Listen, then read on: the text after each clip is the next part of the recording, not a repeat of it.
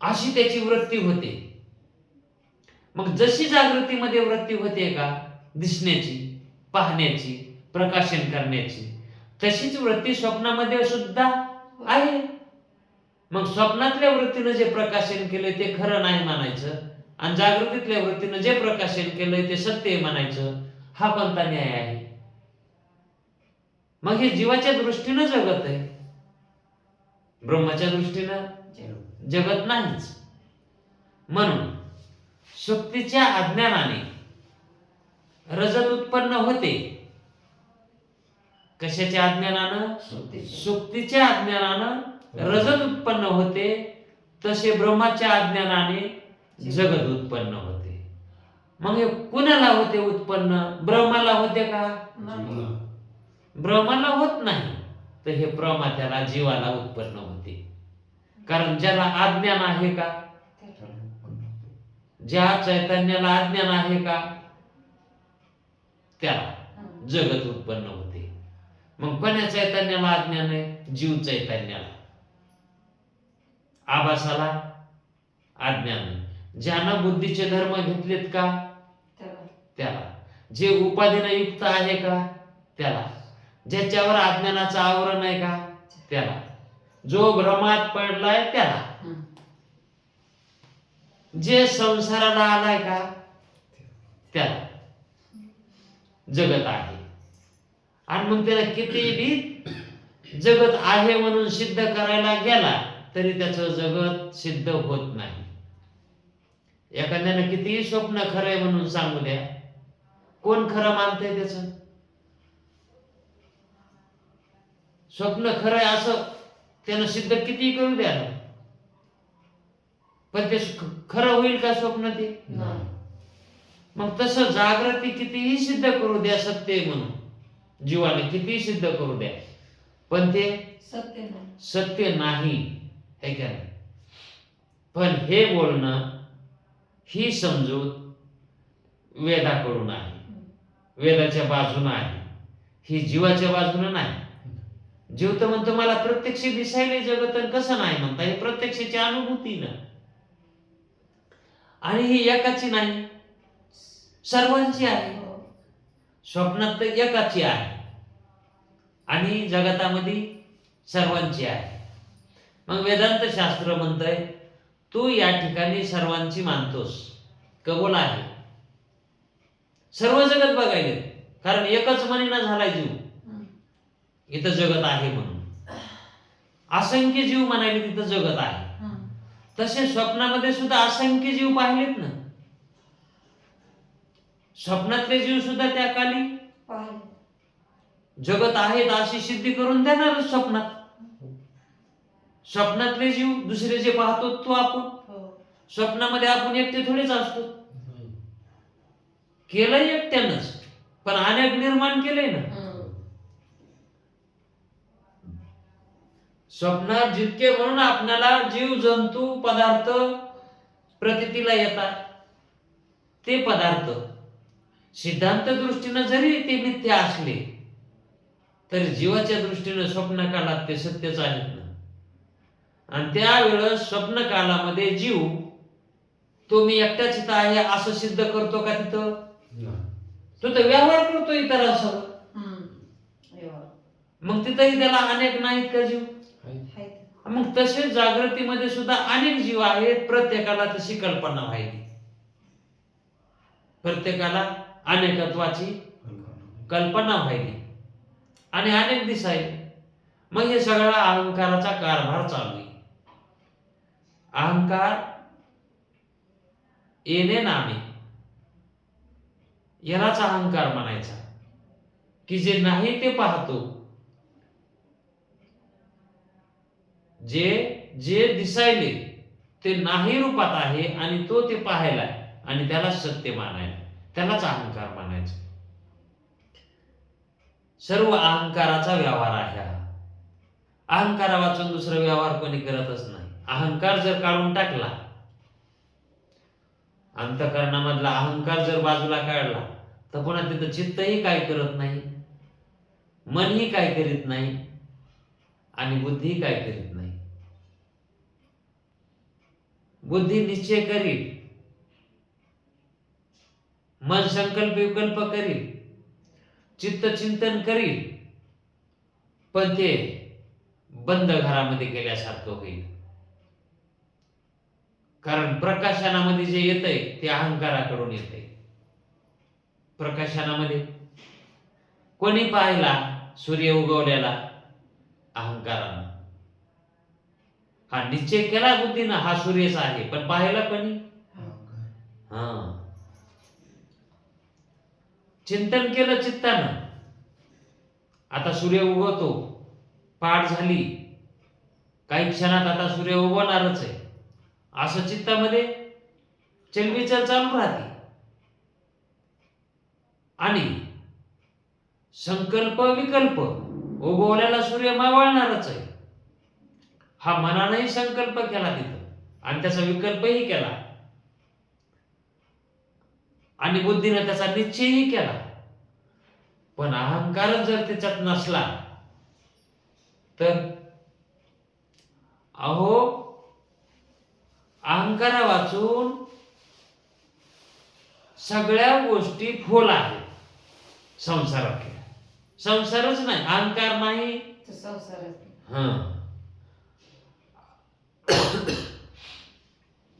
अहंकारा दौडावे काहीतरी एक हे, अहंकारा दौडावे. दौडावे म्हणजे पळून लावो.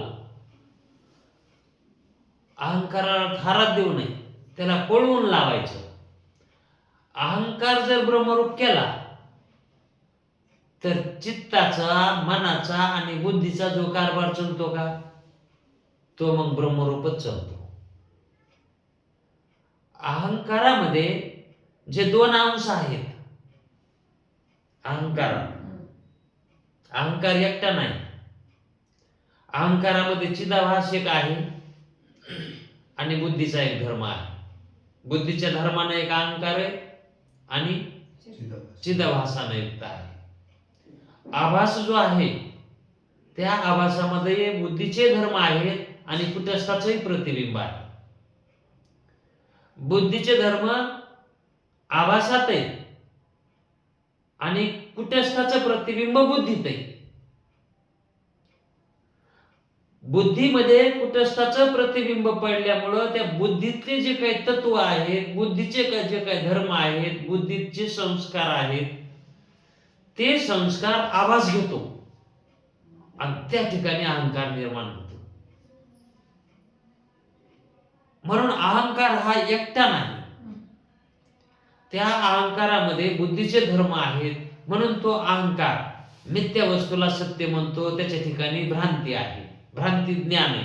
त्याला सत्य ज्ञान त्याच्यामुळेच नाही, बुद्धीच्या संस्कारामुळे. बुद्धीचे धर्म त्यानं जर काढून टाकले म्हणजेच अहंकाराला दावडावे. बुद्धीचे धर्म हे मिथ्या धर्म आहेत, वास्तविक सत्य धर्म नाही, असं जर त्याला कळालं अहंकाराला म्हणजे त्या आभासाला, तर त्या ठिकाणी अहंकार म्हणून ते राहत नाही. मग त्या ठिकाणी तेच चैतन्य जे आहे चिदाभास, तो चिदाभास ब्रह्मरूपानं असतो तिथं देहात असताना सुद्धा. म्हणून तर त्याला ब्रह्मरूप म्हणतात. त्या व्यक्तीला सिद्ध पुरुष त्याच्यामुळेच म्हणतात. अहंकार म्हणजेच बुद्धीचे धर्म वजा झालेले असते त्या अहंकारातले आणि एकट्या चिदाभास असतो. मग तो बुद्धीनं, चित्तानं आणि यानं व्यवहार करतो. अहंकारानं अहंकार रहित व्यवहार असतो तो. मग अहंकार रहित व्यवहार ज्याचा असतो तो ब्रह्मरूप असतो. बुद्धीनं व्यवहार होणारा, कारण त्या व्यवहारामध्ये काही दोष शिल्लक राहत नाही. कारण दोष कशात आहेत? अहंकारात दोष आहेत. एकट्या बुद्धीमध्ये दोष नाही. बुद्धी जसं जाण्याचा निश्चय करायचा आहे तसा करून देते ती.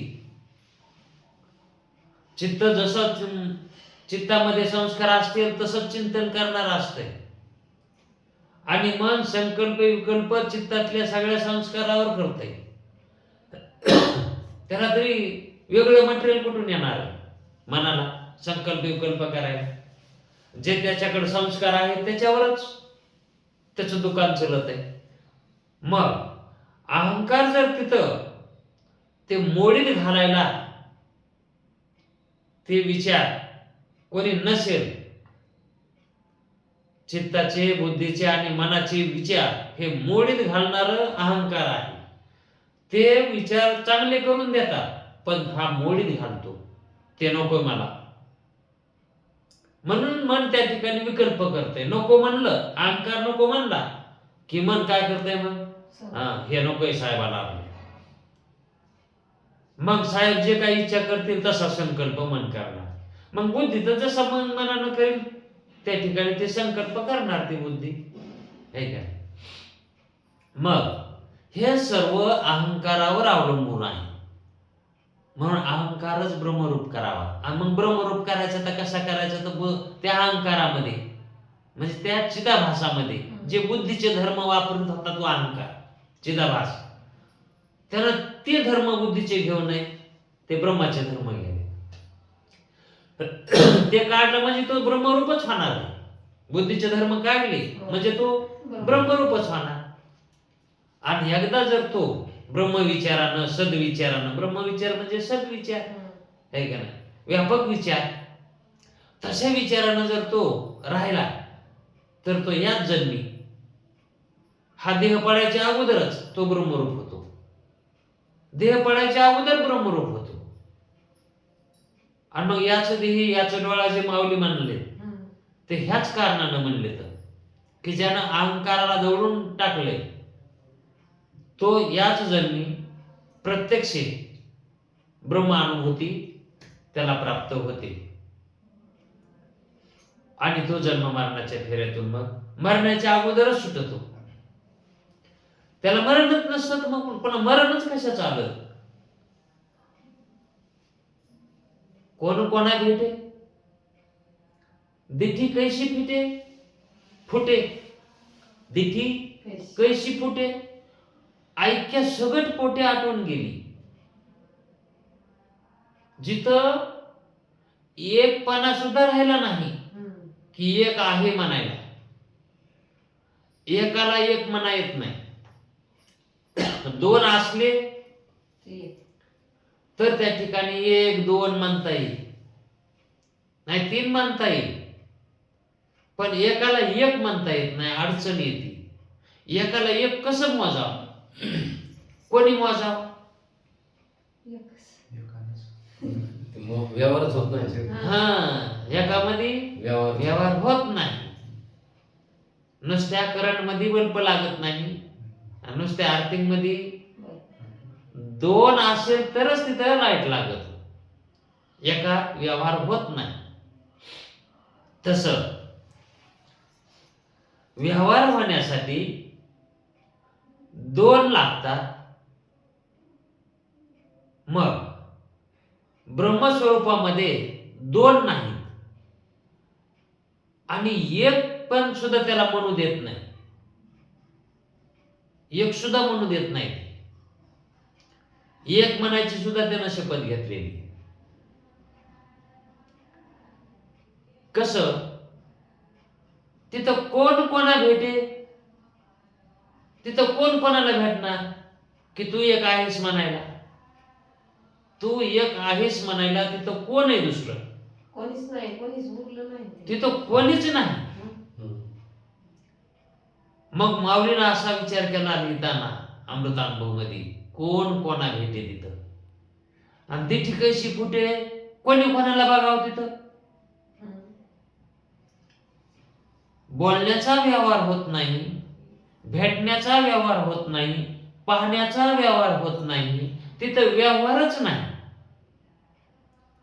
मग तिथं काय आहे? तिथं परमार्थ, परमात्माच आहे तिथं, फक्त एकच. तिथं व्यवहार नाही. व्यवहारात असते दोन तीन व्यवहारात, मग तिथं व्यवहार कसा? जिथं व्यवहारच नाही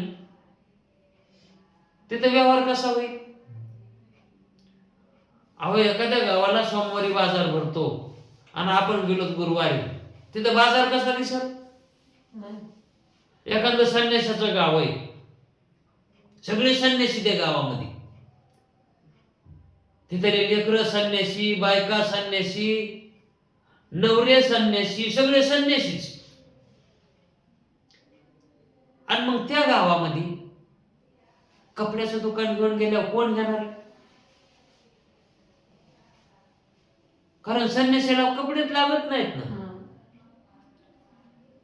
मग तिथं जसं समजा कपड्याचा व्यवहार होत नाही, तसं ब्रह्मामध्ये दोनपणाचा व्यवहार होत नाही. कारण ते कसं आहे, एक रूपानं नटलेलं आहे. आणि त्याला एक म्हणू सुद्धा देत नाही. कोणी म्हणायचं एक? हा प्रश्न आहे ना. म्हणून एकामध्ये व्यवहार होत नाही. म्हणून माऊली म्हणले, तेथे कोण कोणा भेटे, दिठी कैशी फुटे.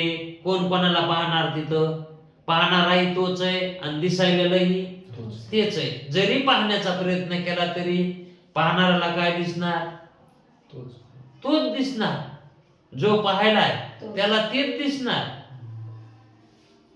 आणि जे दिसायलंय तो पाहणारा तेच आहे. दिसायले तेही तेच आहे, बघणाराही तेच आहे. मग तिथं व्यवहार कसा घडेल? कारण ऐक्य सगट पोटे, एक पानाचं सुद्धा पोट तिथं आटून गेलेलं आहे. अशी त्या मोक्ष स्वरूपाची माऊलीने आत्मस्वरूपाची ओळख सांगितली. किती असं आहे म्हणून. मग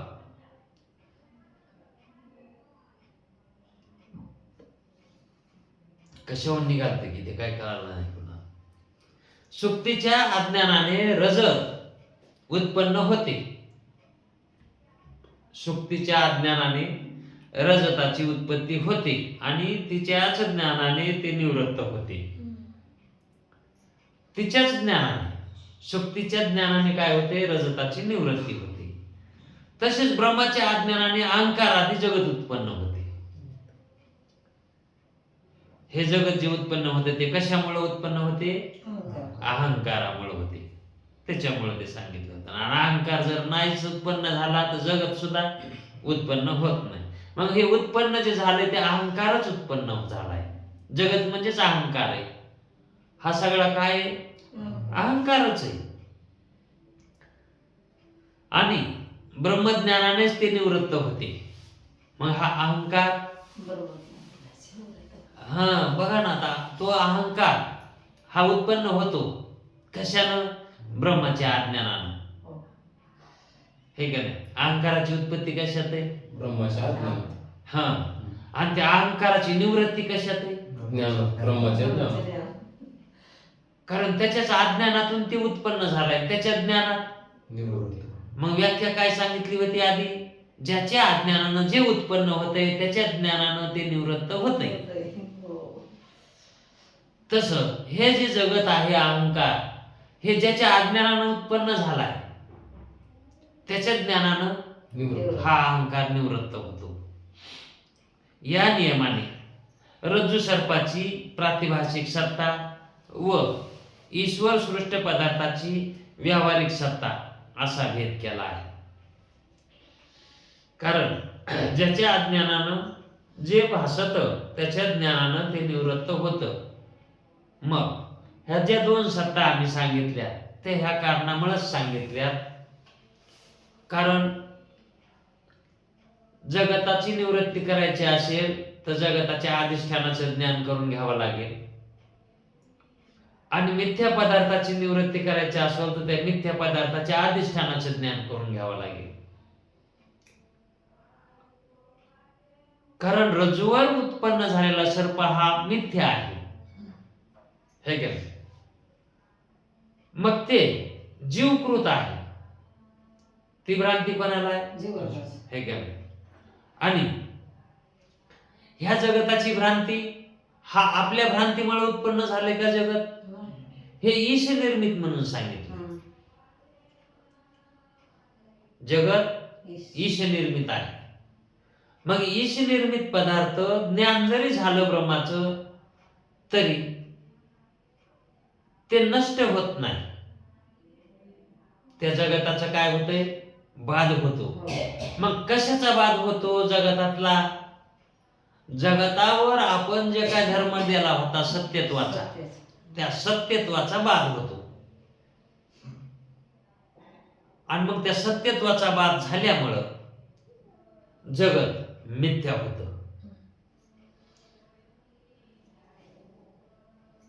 पण इकडं जीवकृत असणाऱ्या ज्या पदार्थांचा, भ्रमातल्या पदार्थांचा बाध झाला की तो नष्टच होतो, असाही काही नियम नाही. कारण मृगजल हे जीवालाच प्रतीतीला येते. मृगजल जीवालाच येते. आणि मृगजलाचं ज्ञान जरी झालं, त्याच्या अधिष्ठानाचं जरी ज्ञान झालं, तरी पण मृगजलाचा नाश होत नाही. ते प्रतीतीला येते. पण मिथ्यात्व बुद्धी त्या ठिकाणी होती, सत्यत्व बुद्धी त्याच्यावर राहत नाही. पण हरणाला त्या ठिकाणी जसं ते मृगजळ प्रतीतीला येते आणि जीवालाही, मनुष्य योनीतल्यालाही ते मृगजळ प्रतीतीला येते. पण मनुष्याची त्या ठिकाणी मिथ्यात्व बुद्धी होते आणि हरणाची मिथ्यात्व बुद्धी होत नाही. तशी ईश्वराची जगताबद्दल मिथ्यात्व बुद्धी आहे, पण जीवाची मिथ्यात्व बुद्धी नाही. आणि ज्ञान झाल्यावर मग जीवालाही, ईश्वराचं ज्ञान झालं की जीवालाही जगताबद्दल मिथ्यात्व बुद्धी होते. जशी आपल्याला मृगजळाच्या ठिकाणी मिथ्यात्व बुद्धी होते, तशी जगताच्या ठिकाणीही मिथ्यात्व बुद्धी होते. सत्यत्व बुद्धी निघून जाते त्याच्यावरची. त्याप्रमाणे रज्जू सर्पाची प्रातिभाषिक सत्ता व ईशसृष्ट पदार्थाची व्यावहारिक सत्ता असा भेद केला आहे. मग तो म्हणतो जगत उत्पत्तीच्या क्रमाविषयी प्रश्न उत्तर चालू होतात त्यांचे. जर या जगताची उत्पत्ती अज्ञानात आहे, तर मग याच्यामध्ये जे आम्हाला क्रम दिसतात, हिवाळा गेला की उन्हाळा येतो, उन्हाळा संपला की पावसाळा येतो, आम्हाला हे क्रम दिसतात. पावसाळा गेला की हिवाळा येतो, अशी जी चक्र चालू असतं, हा क्रम कसा काय मग याच्यामध्ये? कारण जे अज्ञानात उत्पन्न होतंय ते क्रमा वाचून होत असतं, त्याला क्रम नसतो. अज्ञानानं जे उत्पन्न होतं ते भ्रमरूप असतं आणि भ्रमरूप पदार्थाला क्रम नसतो. आणि जर क्रम असेल तर त्याला सत्य मानावं लागेल. क्रमवार जर उत्पत्ती असेल तर त्या ठिकाणी सत्यता द्यावी लागेल. मग जगताला क्रमवार उत्पत्ती झाली का, म्हणजे क्रमता द्यायची का? आणि जर क्रमता द्यायचीच असेल तर मग अज्ञानातून उत्पत्ती कशी मानायची? भ्रमामधला पदार्थ युगपत उत्पत्ती होत असते. भ्रमामध्ये हे का नाही? दृष्टांत घ्या. आपणाला इथं जागृतीमध्ये पित्यापासून पुत्राची उत्पत्ती प्रतीतीला येते, हे का नाही? आणि पुन्हा त्या पुत्राचं त्याचा पिता लग्न करून देतो आणि नंतर त्याच्या पुत्राला त्या आणखी एक पुत्र होतो आणि त्या पुत्राचा तो आजोबा होतो. मग त्या आजोबाला कार्यरूप त्याचा पुत्र आहे आणि नातवाला कार्याचं कारण, त्याचं कारण कार्याचं. म्हणजेच आजोबा हा त्याच्या पुत्राला कारण म्हणजे त्याच्या मुलाला कारण, हो. आणि त्याच्या मुलाला जो मुलगा झालाय त्या मुलाला त्याचा पिता कारण, त्या मुलाचा. हो. हे का नाही? अशी आपल्याला कार्यकारणता प्रतीतीत होती. हे का नाही? आपण म्हणत नाही जो नातू आहे त्याला कारण त्याचा आजोबा आहे, असं आपल्याला प्रतीती येते का? नाही नाही. नाही. बापच येते. कारण नातवाला कारण आजोबा नाही. हम्म. हे का नाही? हम्म. पण परंपरेनं कारण, आज- कारण त्या कारणाच्या कारणाला कारण आहे तो. हो. मुलाच्या बापाच्या उत्पत्तीला कारण त्याचा आजोबा आहे. हम्म. म्हणजे तो बापाला जर उत्पन्न केलं नसतं त्या लेकराच्या, तर तो लेकर कसं उत्पन्न झाला असतं? हम्म. मग लेकराच्या बापाला उत्पन्न करण्यासाठी कारण आजोबा आहे. हो. म्हणून ते परंपरेनं कारण आहेतच. पण तसं कारण मानण्याची काही गरज नाही, तसं कारण मानण्याची आवश्यकता नाही. प्रत्यक्ष कारण असतं तेच कारण असतं, आणि परंपरेनं जे असतं ते तेवढं महत्वाचं नसतंय. जसं घटाला कारण कोण? उत्पन्न माती. उपादान कारण माती आहे, आणि निमित्त कारण कुंभार आहे. हम्म. हे का नाही? पण गंगाची डगरीची माती, गंगाच्या डगरीची माती 4 कोस लांब जाऊन कुंभारांना नाही आणली, गाढवा. गाढवावरच आणली ती. हम्म. आणि त्या गाढवानं जर नसती आणली तर घट करता आला असता का? मग गाढव सुद्धा कारण आहे असं म्हणा, पण ते कसं आहे? परंपरेनं कारण आहे. हम्म. म्हणून ते प्रत्यक्ष कारण म्हणता येत नाही त्याला. मग प्रत्यक्ष कारण जगत उत्पत्तीच्या क्रमाविषयी काय लावायचं? तर अज्ञान. प्रत्यक्ष कारण काय? आज- अज्ञानामुळे जगताची प्रतीती आहे ना. मग अज्ञानापासून उत्पन्न झालेल्या पदार्थामध्ये क्रम सांगायचा असतो का? जागृतीमध्ये आपल्याला सांगता येतो, आजोबापासून त्याचा मुलगा, हम्म. आणि त्याच्या मुलापासून त्याचं- पुन्हा त्याचा मुलगा, असा आपण क्रम सांगतो. पण स्वप्नामध्ये आपणाला 3 पुरुष दिसले. त्याच्यामध्ये एक आजोबा होते, आजोबाचा मुलगा एक होता, आणि त्याच्या मुलाचा एक मुलगा होता. हे 3 दिसले.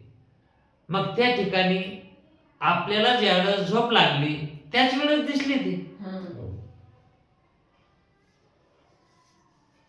मग त्या ठिकाणी ते दिसायलेले त्यांची त्या तिन्हीची जन्मतारीख जन्माची एकच का वेगवेगळी? एकच. आजोबा आणि नातू एकाच वयाचे, हो. दिसायला लागले ते लहान मोठे. हो. एक म्हातारं दिसायले आणि एक 4-5 वर्षाचंच दिसायले. ते आहेत आजोबा आणि नातू. त्यांचं नातं आहे. दिसायले आपणाला हे आजोबा आणि नातू आहेत. पण त्या दोघांचाही जन्म सोबतच झालाय. हम्म. केव्हा? स्वप्न. स्वप्न आपणाला दिसलं त्याच वेळेस झालाय. हम्म. स्वप्नाच्या अगोदर होता का त्यांचा जन्म? नाही. आणि स्वप्नाच्या नंतर राहिले का ते? नाही. मग ती प्रतीती जी यायली आपणाला, आजोबाचा मुलगा आणि त्याच्या मुलाचा मुलगा, हे जे दिसायला लागलेत यांच्यामध्ये आपल्याला तिथं क्रम दिसतो. क्रम दिसतो ना. हो. मग तो क्रम खराय का? नाही. हा, दिसायला दिसत, पण प्रतीती तेवढीच त्याची ती काय आहे आपल्याला दिसण्यापुरती. दिसण्यापुरतीच आहे. असण्यापुरती, नाही. तसा जागृतीमध्ये सुद्धा जो क्रम आपल्याला दिसायला आहे, हा क्रम सुद्धा कसा आहे, जोपर्यंत जागृती तोपर्यंतच आहे. हो. जागृती संपली की तिथं क्रमही नाही, जगतही नाही, काहीच नाही. हम्म. मग ज्या काली आपल्याला इथं प्रतीती यायली क्रमाची, ज्या काली प्रतीती क्रमाची यायली, ती प्रतीती स्वप्नातल्या क्रमाच्या संगती सारखी लावता येत नाही का? हो. जशी स्वप्नामध्ये आपल्याला तशी तिथं गेल्यावर संगती लागली, त्याची क्रम नसताना क्रम दिसायला आहे, तसा जागृतीमध्ये सुद्धा आपल्याला क्रम नसताना दिसत असला तर आपल्याला वाटायला आपण आपल्या पित्यापासून आपला जन्म झालाय. स्वप्नातही आपल्याला पिता असतोच की, आणि तिथं वाटत नाही का आपल्याला आपला पिता हाच आहे म्हणून? मग त्या ठिकाणी आपला जन्म त्या पित्यापासून झालेला असतो का? नाही. पण मानला नाही का तिथं? तिथं मानलं ना. आणि तसाच इथं मी मानायलोत का नाही? इथंही क्रम आपण मानायचोच ना.